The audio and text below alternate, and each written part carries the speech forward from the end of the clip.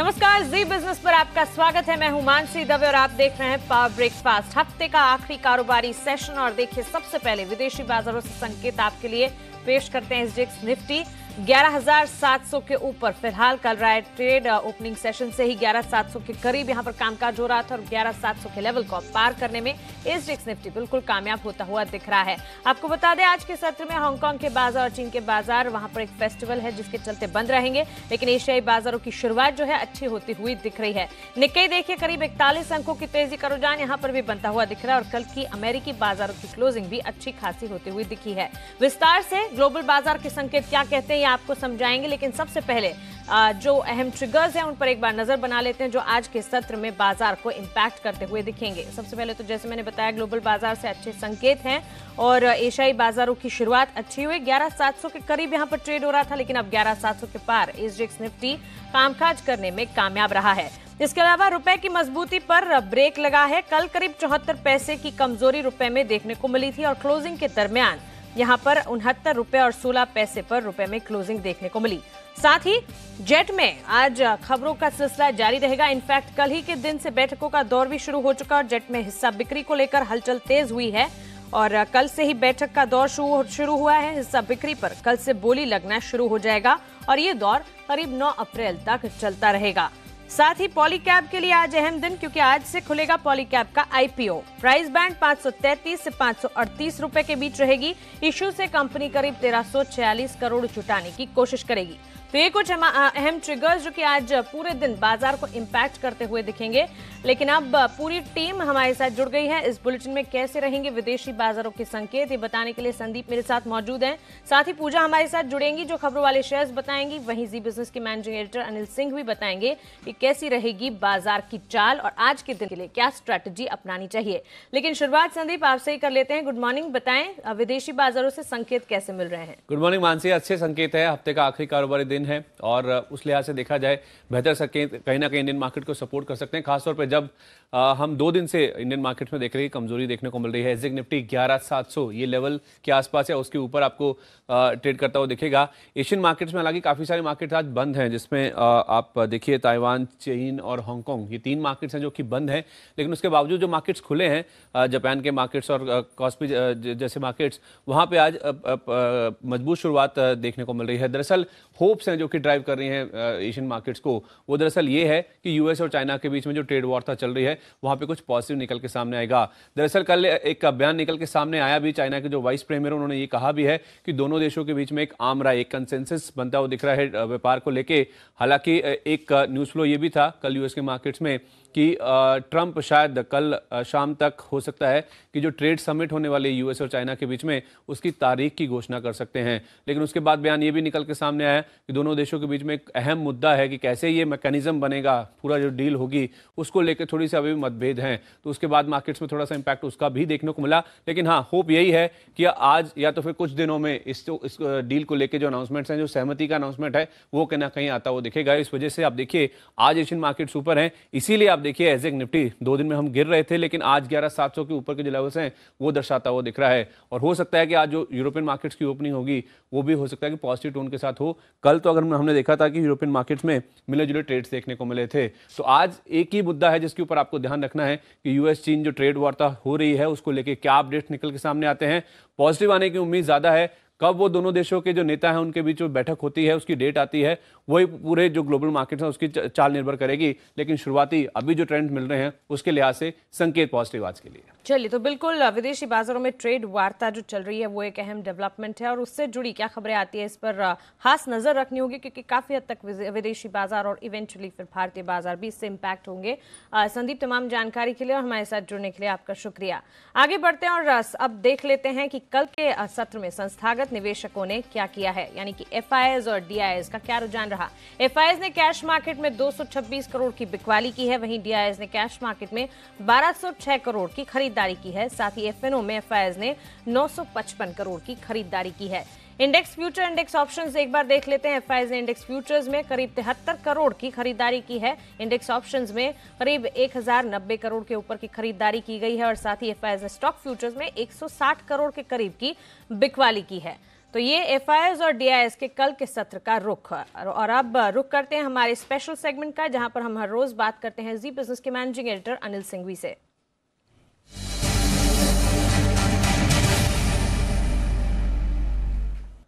Anil ji, good morning. विदेशी बाजारों से संकेत अच्छे दिख रहे हैं, ऐसे में भारतीय बाजारों के लिए स्ट्रैटेजी क्या रहेगी?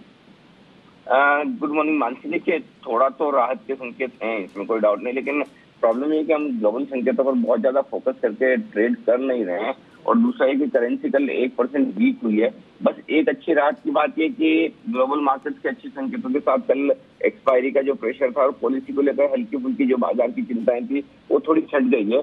तो उस लिहाज से हो सकता है थोड़ी आज एक रिकवरी वाला मामला बन सकता है, हल्की खरीदारी हो सकती है, लेकिन ऊपरी स्तर पर थोड़ा रुक कर चलेंगे क्योंकि हल्का सा पिछले 2-3 दिनों में कॉन्फिडेंस कम हुआ है। तो करेंसी की ओपनिंग थोड़ी बाजार की आज बड़ी अहमियत वाली रहेगी। और अगर करेंसी आज थोड़ा बेहतर खुलती जिसकी संभावना दिख रही है मुझे कि और रुपया कल 1% गिरने के बाद इतना कमजोर होना नहीं चाहिए, थोड़ी प्रॉफिट बुकिंग ऐसे मानकर चल रहे हैं। हालांकि एफआईआई ने कल थोड़ा हाथ खींचा है, खरीदारी रोकी है। मैं ये नहीं कहूंगा कि बड़ी बिकवाली कर रहे हैं या फिर यू टर्न ले रहे हैं, लेकिन थोड़ी खरीदारी होती है। अब इन संकेतों के बीच में देखिए 11,600 आपके लिए निफ्टी पर निर्णायक लेवल रहेगा। यहाँ पर कल आप बंद हुए हैं 11,550 से 11,650, ये 100 पॉइंट की रेंज है, इस पर आप फोकस करिए। इस रेंज के बाहर निकले किसी एक तरफ तो 50 पॉइंट और एडिशनल मूव आ सकता है।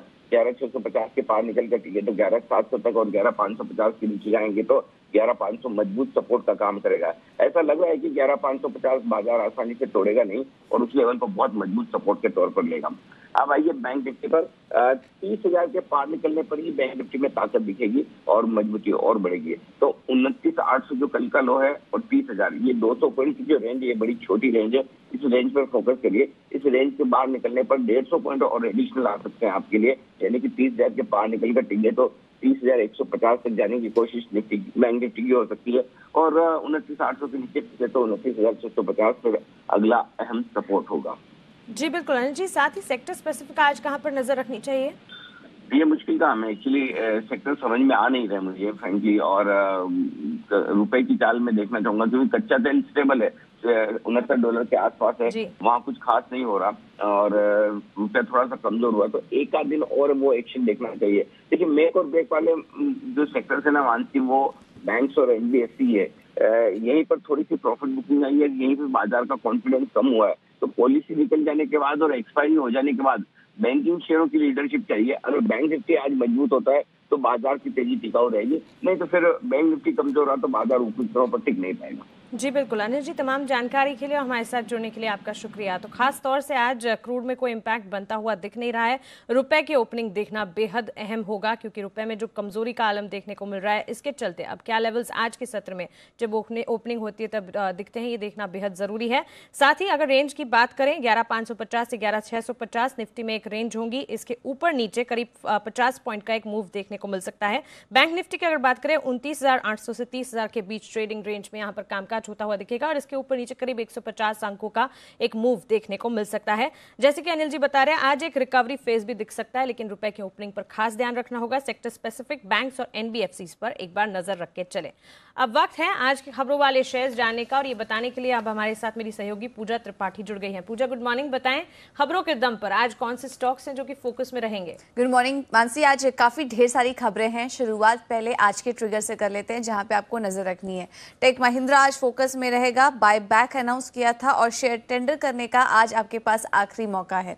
इसके अलावा बलरामपुर चीनी पर भी नजर रखिए, आज बोर्ड की बैठक होगी जिसमें कि बायबैक को लेकर कंपनी कुछ घोषणा कर सकती है। और इसके अलावा मुथूट फाइनेंस पर भी नजर रखिए, यहाँ पर भी कंपनी की बोर्ड की बैठक होगी जिसमें कि डिविडेंड को लेकर कुछ अनाउंसमेंट हो सकता है। तो आज के ट्रिगर के बेसिस पर टेक महिंद्रा, बलरामपुर चीनी और मुथूट फाइनेंस फोकस में रहेंगे। अब बात करते हैं प्राइमरी मार्केट की। पॉलीकैब का आईपीओ आज खुलेगा, आज से ये आईपीओ खुलेगा और 9 अप्रैल तक चालू होगा और इसका जो प्राइस बैंड है वो 533 से 538 रुपए प्रति शेयर तय किया गया है। और इसके अलावा मेट्रोपोलिस के आईपीओ का भी आपको एक अपडेट दे देते हैं। आज इस आईपीओ का आखिरी दिन है और अभी तक काफी सुस्त रिस्पांस मिला है। कल ये आईपीओ करीब 47% ही सब्सक्राइब हुआ था, तो यहाँ पर किस तरह का रिस्पांस आज आखिरी दिन देखने को मिलता है इस पर नजर रहेगी। अब बात करते हैं नतीजों की। नतीजों का सीजन भी चालू हो चुका है और कल जीएम ब्रेवरीज के नंबर्स आए। मार्केट बंद होने के के बाद, और नतीजे हमारे अनुमान से कमजोरी हैं, जिसका कि हम उम्मीद भी कर रहे थे। आय करीब 438 करोड़ की कंपनी ने पोस्ट की है। मार्जिन में भी दबाव इस बार देखा गया है और अन्य आय से जो सपोर्ट मिला है वही थोड़ा बहुत देखने को मिला है, लेकिन नंबर्स अगर कहेंगे तो कमजोर नंबर्स इस बार देखने को मिल रहे हैं। अब बात करते हैं टाइटन की। वित्त वर्ष में इस FY19 में कुल बिक्री करीब 19% बढ़ी है कंपनी की, और FY20 के लिए कंपनी ने 20% का लक्ष्य रखा है बिक्री के लिए। और इसके अलावा ज्वेलरी सेक्टर और आईवेयर सेगमेंट में भी अच्छी ग्रोथ देखने का अनुमान है। तो इन तमाम खबरों के चलते टाइटन पर नजर रखिए। इंडियाबुल्स हाउसिंग फाइनेंस और लक्ष्मी विलास बैंक भी फोकस में रहेंगे। काफी समय से इन दोनों ही कंपनियों के मर्जर की खबर आ रही है, और अब एक और अपडेट आ रहा है कि अगले हफ्ते का दोनों ही कंपनियों की बैठक होगी, जिसमें कि मर्जर को लेकर अब औपचारिक घोषणा हो सकती है। तो इन दोनों कंपनियों पर नजर रखिए। इसके अलावा 2 फार्मा कंपनीज भी फोकस में रहेंगी। सिप्ला US FDA से गोवा प्लान को EIR मिल चुका है, यानी कि आपत्तियां जारी हुई हैं, और 21 से 28 जनवरी के बीच US FDA ने इस प्लान की जांच की थी। इसके अलावा एलेम्बिक फार्मा पर भी नजर रखें। यहाँ पर भी कंपनी को कुछ गड़बड़ी पाई गई है। US FDA की तरफ से जांच हुई थी, जिसमें कि कंपनी को EIR मिला है। और आखिर में बात करते हैं HCL टेक की। US की लॉ फर्म कोचेन एंड लो ने कंपनी पर मुकदमा कर दिया है, और उनका कहना है कि अमेरिकी नागरिकों को लेकर भेदभाव का आरोप लगा। ये कंपनी पहले भी कुछ IT कंपनीज पर इस तरह का आरोप लगा चुकी है। तो इन तमाम खबरों के चलते आज HCL टेक पर भी नजर रखिए। ओके, तो क्लियरली ढेर सारे स्टॉक्स हैं आज जो कि आज फोकस में रहेंगे, और सुबह सुबह इन तमाम स्टॉक्स को हम खंगालते हैं, इनसे जुड़ी खबरें हम निकालते हैं और आपके लिए यहाँ पर पेश करते हैं। लेकिन साथ ही पूजा, जेट एयरवेज की हिस्सा बिक्री की प्रक्रिया कल से शुरू होने जा रही है। इससे जुड़ी ज्यादा जानकारी क्या है आपके पास? जी, जेट एयरवेज की बोर्ड की बैठक है, जिसको कि लेकर कुछ अपडेट आ रहे हैं, और यहाँ माना जा रहा है कि SBI जल्द ही कुछ बोलियां मंगवा सकती है। चलिए, तो बिल्कुल यहाँ पर जेट में हिस्सा बिक्री की प्रक्रिया कल से शुरू होने जा रही है। हिस्सा बिक्री के लिए 6 अप्रैल से बोलियां मंगवाई जाएंगी, और ये सिलसिला करीब 9 अप्रैल तक चलता रहेगा। पूजा, तमाम जानकारी के लिए और हमारे साथ जुड़ने के लिए आपका शुक्रिया। देख रहे हैं पावर ब्रेकफास्ट, और सर्किट फिल्टर से जुड़ी अहम जानकारी अब आपको दे देते हैं। कुछ शेयरों के सर्किट फिल्टर को 5% से अब बढ़ाकर 20% किया गया है। इन तमाम शेयरों की सूची में नेल्को, रिलायंस होम फाइनेंस और साथ ही जी मीडिया और तिरुमलाई केमिकल्स जैसे शेयर शामिल है। देखिए, आप कल के लेवल्स की अगर बात करें तो यहाँ पर तेजी का रुझान क्लोजिंग के दरमियान तमाम स्टॉक्स पर देखने को मिला था। सर्किट फिल्टर 5% से बढ़ाकर इन शेयरों में 20% कर दिया गया है। और अब बाजार की रणनीति बताने के लिए हमारे साथ जुड़ रही हैं एंजल ब्रोकिंग की स्नेहा सेठ। स्नेहा, गुड मॉर्निंग, स्वागत है आपका जी बिजनेस पर। कल एक्सपायरी हो चुकी है, और उसके बाद अब इंडेक्स पर, पर्टिकुलरली निफ्टी पर आज के लिए स्ट्रैटेजी क्या होगी? नमस्ते मानसी। अगर आप निफ्टी देखेंगे कि 2-3 दिनों से हमें थोड़ी बहुत प्रॉफिट बुकिंग दिख रही है हायर लेवल से, और कल के दिन इनफैक्ट इंडेक्स 11,600 के नीचे भी चला गया था। हालांकि 11,550 ने काफी अच्छा सपोर्ट जोन ऐड किया हुआ है, और आप देखेंगे ऑप्शन सेगमेंट में तो 11,500 की जो पुट ऑप्शन है उसमें मैक्सिमम ओपन इंटरेस्ट कॉन्सेंट्रेशन है, और वहाँ पे हमने कोई अनवाइंडिंग नहीं देखी है। इनफैक्ट फ्रेश राइटिंग देखने को मिली थी कल, तो जो कि एक पॉजिटिव साइन है। हमारा मानना है कि यहाँ से अगर आपको थोड़ा डिप मिले, अगर इंटरडे में 11,550, 11,570 के बीच में, तो आप उसमें लॉन्ग पोजीशंस बनाएं फॉर द टारगेट ऑफ 11,680, और स्टॉप लॉस आप 11,500 का मेंटेन कर सकते हैं। ओके, तो क्लियरली यहाँ पर निफ्टी में खरीदारी की पोजीशन बनाने की राय है। 11,680 के लक्ष्य को ध्यान में रखें। 11,500 का यहाँ पर एक स्टॉप लॉस लगाना होगा। निफ्टी बाय कॉल इनिशिएट करने की राय यहाँ पर मिलती हुई दिख रही है। साथ ही अगर सेक्टर स्पेसिफिक और इनफैक्ट स्टॉक स्पेसिफिक में बात करूँ तो आज कौन से स्टॉक पिक्स देंगे आप? स्टॉक स्पेसिफिकली ऑटो सेगमेंट से हमें हीरो मोटो को अच्छा लग रहा है। आप हीरो मोटो को देखेंगे, रिसेंटली डिस्पाइट मार्केट में थोड़ा बहुत प्रॉफिट बुकिंग दिख रहा है, ये स्टॉक में हमें स्ट्रेंथ दिख रहा है। ये स्टॉक ने जो आप इसका चार्ट देखेंगे तो डबल बॉटम फॉर्मेशन दिख रहा है हमें, और वहाँ से एक अच्छी रिकवरी भी दिख रही है। फ्रेश बाइंग भी आ रही है फ्यूचर सेगमेंट में, तो हमारा मानना है कि यहाँ हमें तेजी करनी चाहिए। ऑप्शंस के द्वारा आप 2650 के कॉल ऑप्शन बाय करें बिटवीन 75-80, और टारगेट रहेगा 140 का, स्टॉप लॉस 44। 140 के लक्ष्य के लिए हीरो मोटोकॉर्प में खरीदारी करके चल सकते हैं। यहाँ पर एक स्टॉप लॉस लगाकर 140 के टारगेट्स को ध्यान में रखते हुए आप खरीदारी का मन बनाकर चल सकते हैं। स्नेहा, तमाम जानकारी के लिए और हमारे साथ जुड़ने के लिए आपका शुक्रिया। और अब वक्त है आज की ट्रेडिंग कॉल्स जानने का। ट्रेडिंग कॉल्स कुछ कमाई के मौके हम आपको बता देते हैं, जहां पर बाजार शुरू होने से पहले ही आप एक बार चेक कर यहाँ पर रणनीति अपना सकते हैं। एक्सिस सिक्योरिटीज की राय देखिए, जीएनएफसी में खरीदारी की राय ये दे रहे हैं। 342 के लक्ष्य को ध्यान में रखें, 318 का यहाँ पर एक स्टॉप लॉस लगाना होगा। 342 के टारगेट्स के लिए यहाँ पर खरीदारी करके चल सकते हैं। साथ ही फार्मा स्पेस में ल्यूपिन पर भी एक खरीदारी की राय दे रहे हैं। यहाँ पर 805 के टारगेट्स को ध्यान में रखते हुए 780 का एक स्टॉप लॉस लगाना होगा, खरीदारी का मन बनाकर चल सकते हैं। आईडीबीआई कैपिटल की राय देख लेते हैं। इनका मानना है कि हैवेल्स पर आप खरीदारी का बिकवाली का मन बनाकर चल सकते हैं। 754 754 के टारगेट्स को यहाँ पर ध्यान में रखें। 773 का यहाँ पर एक स्टॉप लॉस लगाना है। हैवेल्स इंडिया पर सेल कॉल इनिशिएट किया जा सकता है और साथ ही एमजीएल महानगर गैस लिमिटेड में भी बिकवाली का मन बनाकर चलें। एक्सिस सिक्योरिटीज का आईडीबीआई कैपिटल का मानना है कि यहाँ पर 967 के टारगेट्स देखने को मिलेंगे। वो 1002 का यहाँ पर एक स्टॉप लॉस लगाएं और खरीदारी का मन यहाँ पर बनाकर चल सकते हैं। चलिए अब कमोडिटी बाजार का जायजा ले लेते हैं और आज की क्या रणनीति होनी चाहिए कमोडिटी बाजार में, ये जानने के लिए चलते हैं एसएमसी ग्लोबल की वंदना भारती के पास। वंदना, गुड मॉर्निंग, स्वागत है आपका जी बिजनेस पर। रुपए में जो कमजोरी देखने को मिल रही है उसका एक स्ट्रेट इम्पैक्ट बुलियन मार्केट पर देखने को मिल रहा है। ऐसे में चांदी पर आपकी स्ट्रैटेजी क्या रहेगी? जी गुड मॉर्निंग मानसी। जिस तरीके से कल रुपये डिप्रिशिएट हुआ है उसका इम्पैक्ट आज की मार्केट में भी इनफैक्ट मुझे लग रहा है कि चांदी पे देखने के लिए मिलेगा। और दूसरी बात है कि आज बहुत इंपॉर्टेंट डेटा है, नॉन फार्म पेरोल और अनएम्प्लॉयमेंट डेटा है यूएस का। अनएम्प्लॉयमेंट तो अनचेंज आने की उम्मीद है, लेकिन नॉन फार्म पेरोल डेटा में भारी फेरबदल है। शटडाउन के बाद जो 20 के आया था वो सीधे अब 175 के करीब आएगा। तो मेरे ख्याल से बेस मेटल्स हो या क्रूड ऑयल हो, उनको एक जंप मिल सकता है आज के मार्केट में। चांदी को इसका फायदा हो सकता है क्योंकि बेस मेटल प्रॉपर्टीज हैं इसमें ऑलरेडी। तो मेरे ख्याल से चांदी को 37,500 550 के रेंज में अगर मिलता है तो आज बाय करके चलना चाहिए। रुपये का भी पॉजिटिव इम्पैक्ट रहेगा और 38,100 के करीब यहाँ पे टारगेट रखना चाहिए और 37,200 के करीब यहाँ पे स्टॉप लॉस रखना चाहिए। और मानसी, मुझे लग रहा है कि यहाँ पे जिंक में भी बाइंग यहाँ पे आनी चाहिए। जिस तरीके से सप्लाई टाइटनेस है, स्टॉक कम हो रहे हैं एलएमई में, तो मेरे ख्याल से वहाँ पे भी एक बार बाइंग करके चलना चाहिए। 205 रुपये पे भी अगर बाइंग करते तो 225 रुपये पे भी बाइंग करते तो 228 या 229 का टारगेट यहाँ आ सकता है और स्टॉप लॉस यहाँ पे क्रिएट करना होगा 222 रुपये का। ओके, तो क्लियरली बेस मेटल्स और बुलियन मार्केट दोनों पर स्ट्रैटेजी वंदना की तरफ से मिलती हुई दिख रही है। चांदी खरीदारी करके आप चल सकते हैं। 37,500 के लेवल्स पर अगर चांदी मिलती है तो यहाँ पर खरीदारी का मन बनाएं। 37,200 का स्टॉप लॉस लगाएं। 38,100 के टारगेट्स को यहाँ पर ध्यान में रखना होगा। साथ ही यूएस नॉन फार्म पेरोल के आंकड़े जो कि आज आने वाले हैं, इकोनॉमिक इंडिकेटिव एक्शन के मुताबिक ये आंकड़े काफी अहम होंगे, इन पर नजर रखनी होगी। और साथ ही बेस मेटल्स में एक बार जिंक पर खरीदारी का मन बनाकर आप चल सकते हैं। 223 का यहाँ पर एक स्टॉप लॉस लगाएं। 228 के लक्ष्य को ध्यान में रखें। बाय कॉल जिंक में भी इनिशिएट किया जा सकता है। वरना तमाम जानकारी के लिए और हमारे साथ जुड़ने के लिए आपका शुक्रिया।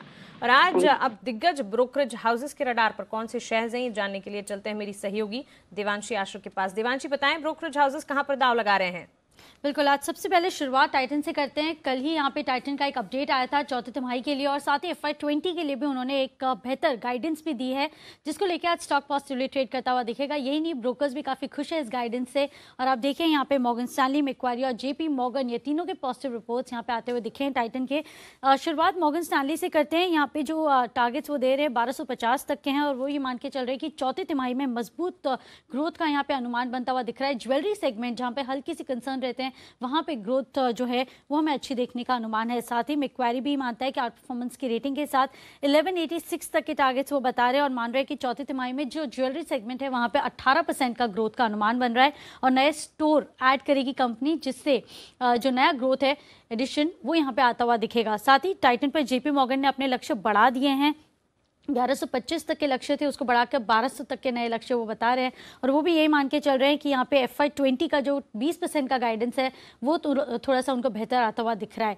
साथ ही आज मॉर्गन स्टैनली की ज्योति लैब पर रिपोर्ट आती हुई दिखी है। उन्होंने आउट परफॉर्मेंस रेटिंग के साथ कवरेज शुरू की है और लक्ष्य यहाँ पे दे रहे हैं 250 तक के और ये मान के चल रहे हैं कि जो मल्टी प्रोडक्ट सेगमेंट में कंपनी का फोकस है वो काफ़ी बेहतर है। इसके अलावा जो नए प्रोडक्ट्स यहाँ पे कंपनी लॉन्च करेगी उससे भी कंपनी को ज़्यादा फायदा होता हुआ दिखेगा। मुख्य प्रोडक्ट्स में कंपनी निवेश करेगी जिसका फायदा कंपनी को मिला यहाँ पे आगे जाके मिलेगा। 250 तक के लक्ष्य वो बता रहे हैं। और आखिर में AB फैशन पर गोल्डमैन सैक्स की रिपोर्ट है जहाँ पे 249 के टारगेट से और खरीदारी की राय है। वो ये मान के चल रहे हैं कि FY18 से लेकर FY21 में जो CAGR ग्रोथ है वो यहाँ पे उनको बढ़ता हुआ दिखा है। लगभग 54% की EPS बढ़ने का अनुमान और साथ ही EBITDA 28% आने वाले 3 साल में CAGR ग्रोथ उनको यहाँ पे आता हुआ दिख रहा है। तो इसी के चलते उन्होंने लगभग 250 तक के टारगेट्स वो अब यहाँ पे बता रहे हैं। जी बिल्कुल देवांशी, तमाम जानकारी के लिए और हमारे साथ जुड़ने के लिए आपका शुक्रिया। और इसी के साथ पावर ब्रेकफास्ट में फिलहाल इतना ही।